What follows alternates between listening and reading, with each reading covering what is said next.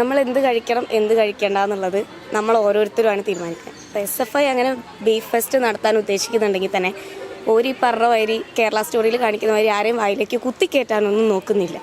അതുകൊണ്ട് MSF അങ്ങനെ പറഞ്ഞിട്ടുണ്ടെങ്കിൽ അതിൽ എത്രത്തോളം ഒരു അടിസ്ഥാനം ഉണ്ട് എന്നുള്ള അറിയില്ല. കാരണം ഒരിക്കലും SFI അങ്ങനെ ചെയ്യുമെന്ന് ഞാൻ പ്രതീക്ഷിക്കുന്നില്ല. SFIൻ്റെ രാഷ്ട്രീയ മതമല്ല.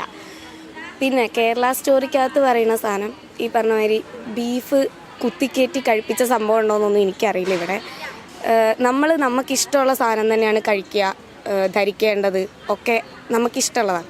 അല്ലെങ്കിൽ ഒരു പ്രത്യേക മതത്തിൽ ജനിച്ചതുകൊണ്ട് അല്ലെങ്കിൽ പ്രത്യേക മതത്തിൽ വിശ്വസിക്കുന്നതുകൊണ്ട് ഞാൻ ഇന്ന ഡ്രസ്സ് ഇടും, ഇന്ന വസ്ത്രം ഇന്ന ഭക്ഷണം കഴിക്കും എന്നൊക്കെ പറയുന്നത് എന്തിനാണെന്ന് അറിയില്ല. പിന്നെ തെരഞ്ഞെടുപ്പിൽ ഈ പറഞ്ഞ മാതിരി മതത്തിനെ ചേർക്കുന്നത് എന്തിനാണെന്നുള്ളത് മനസ്സിലായില്ല.